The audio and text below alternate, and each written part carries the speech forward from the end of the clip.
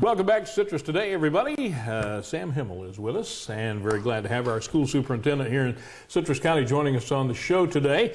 A lot of things to talk about. We're about halfway through the school year at this point, right? Halfway through. All right. In fact, in December, our high schools finish their first semester, so now when the kids come back this week, we'll be starting their second semester as high school students. So, because, you know, we're on the block schedule. Right. So we're able to finish the first semester before Christmas, and that helps our students who are involved with dual enrollment because it's the same type of calendar that our community college or Central Florida has now. So the switch to the block scheduling, how has that gone in your opinion? Has that worked well, and are you happy with that? It seems like every single year we have a discussion with high school principals, what schedule do we want to be on? Because usually the block schedule will cost a few more dollars than your standard 6 or 7 period day schedule, but we have more opportunities for our students because as more mandates come down from the state, at least on the block schedule, our students are able to take more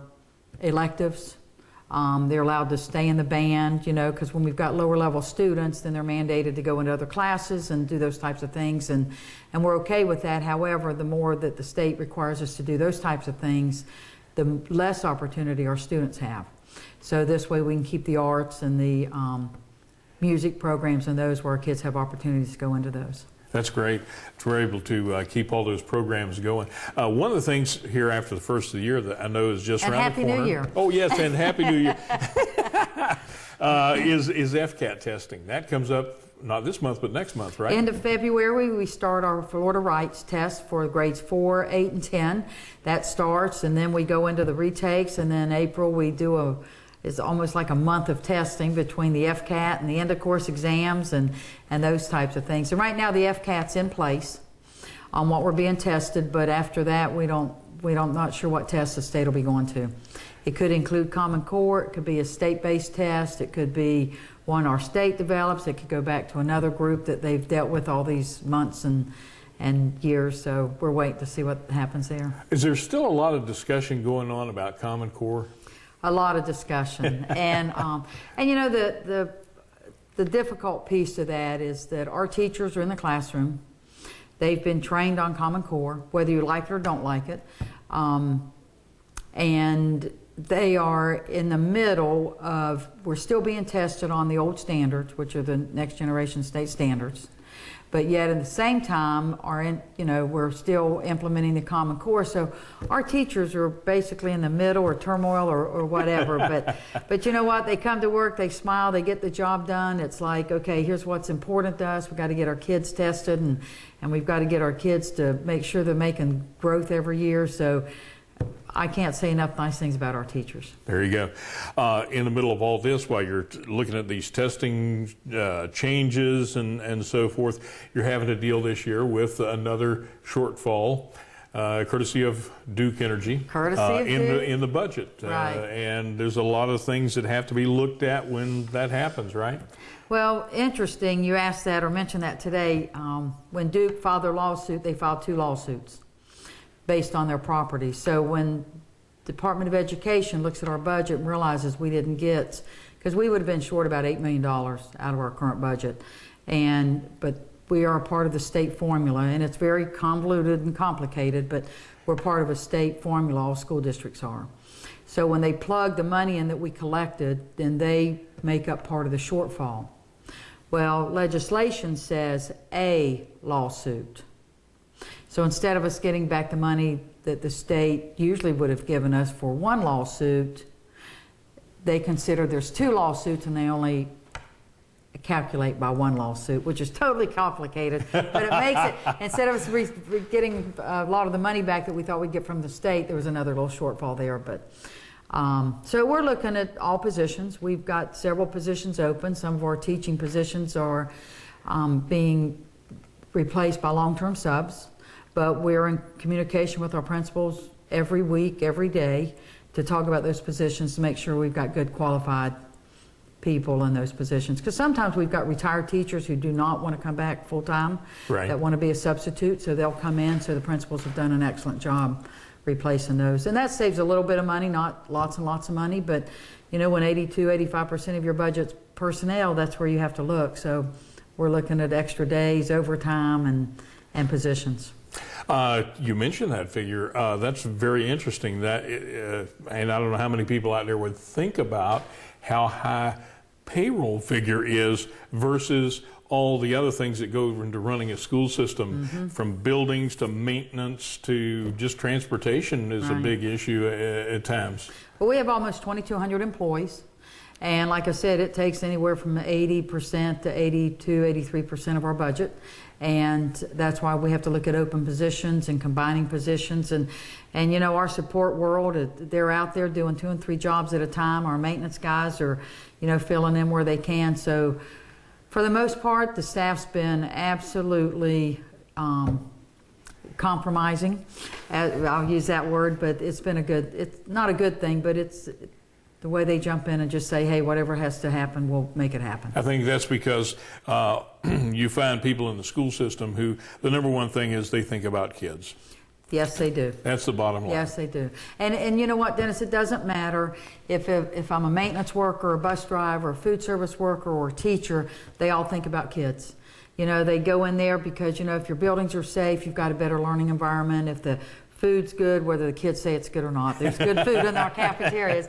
But, you know, it's all one big system, and they all work together. And we've got a phenomenal group of people for our staff. You mentioned that. Funny how, you know, when we were going through school, we said the same kind of things. And we look back at the food that we had then, and we go, wow, you know, we got a deal. And we did, and a good deal. And a good deal at that, yeah. Well, that's interesting. Well, I want to talk a little bit more about some of the things upcoming for 2014. Okay. As we move into this new year. Also recap that we had some good improvements in the high schools during the 2013 as that closed out. We were getting that great news as well. So we'll talk a little bit about that. And technology. Hey, everybody likes to talk technology. Everybody loves technology. We'll talk about that in our next segment. Stay with us, everybody, right here on Citrus Today. Welcome back to Citrus Today, everybody. And again with us, Sam Himmel, our school superintendent here in Citrus County. We're moving into 2014. And before we leave 2013, though, let's talk about those high school improvements that have taken place. We saw some high school improvement and very pleased with that. As you know, Lecanto High School is an A.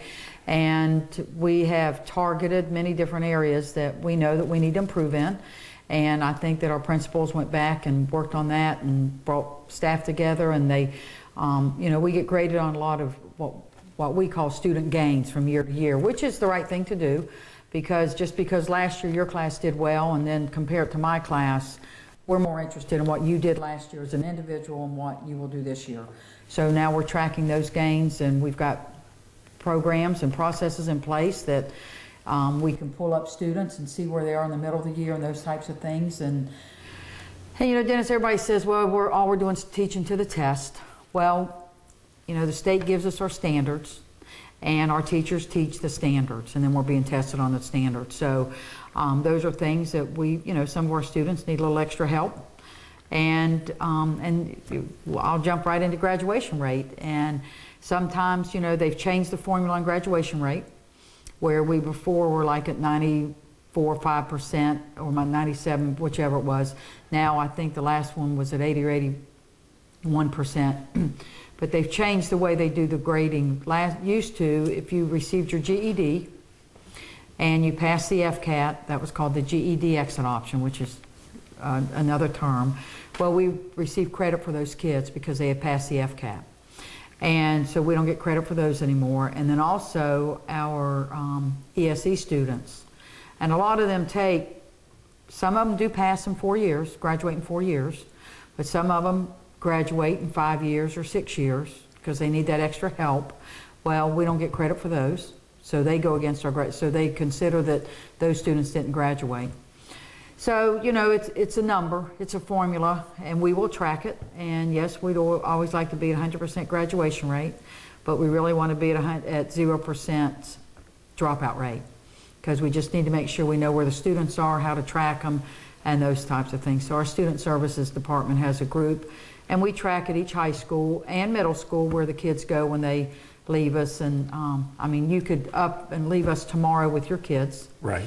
go to Georgia, never ask for a transcript, we may not know where you are, and then you're considered a dropout even if you're enrolled in another school. So we track those things because everybody looks at a number, a percentage, and those types of things. But there's a lot of great things going on. And again, you said it earlier, it doesn't matter what department they're in there about the kids, and that's what our staff does. That's what they're there for, yeah, definitely.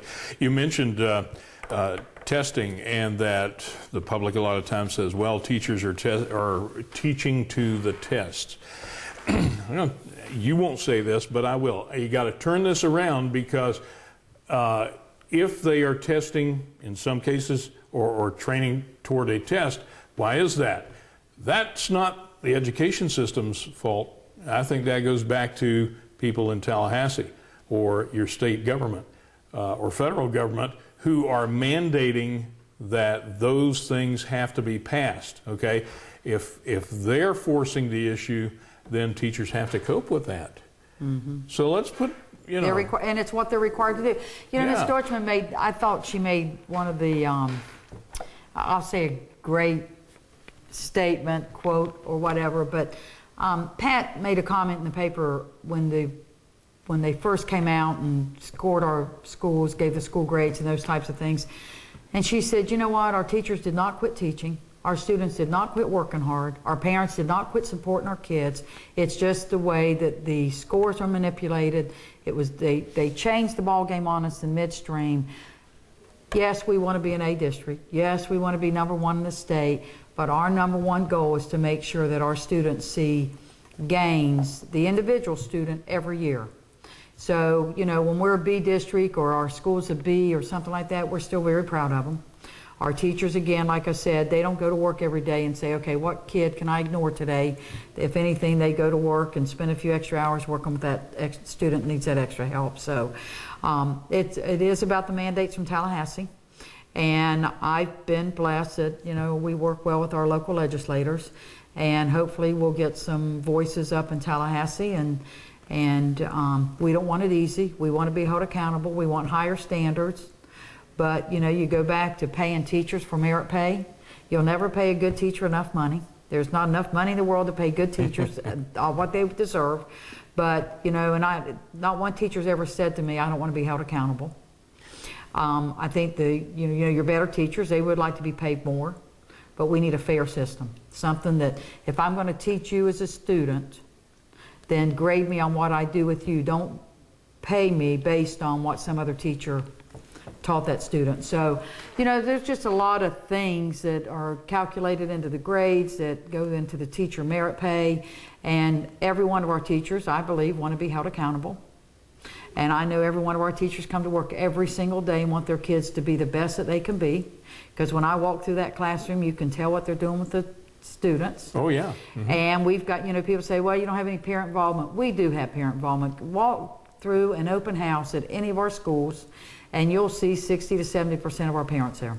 It's amazing. It really is. And when you say they're not involved, those parents may be out working 2 jobs trying to get food on the table. that's another point, yeah. And then I tell them, listen, if a kid doesn't come to school with homework, maybe they didn't have any electricity last night. And we can never, ever forget that. We got, it's about those kids. You got to keep that top of mind. Quickly, because I'm running out of time here, technology is advancing. I was just reading recently, more computers, more tablets coming into the Citrus County school system than ever before. All of our 7th graders now have iPads. A group of 8th graders, we've piloted in the elementary, we've piloted in the high school, and we're waiting for feedback, especially from the levels that we didn't have the pilot in last year. Criticize on that too sometimes, the kids don't need that, but the state, we are moving towards computer-based testing. Challenges with that is to make sure we have enough wiring in the schools to make that happen. We've got to make sure that our system feeds their system and theirs back to ours, and just a lot of stuff. A lot of good things. I'm reading the hospice sign that says every day is a gift, and it is a gift in our school system when every single day we get to work. So very good. Thanks. Sam, always a pleasure to have you here, and a pleasure to have you folks join us as well on this edition of Citrus Today.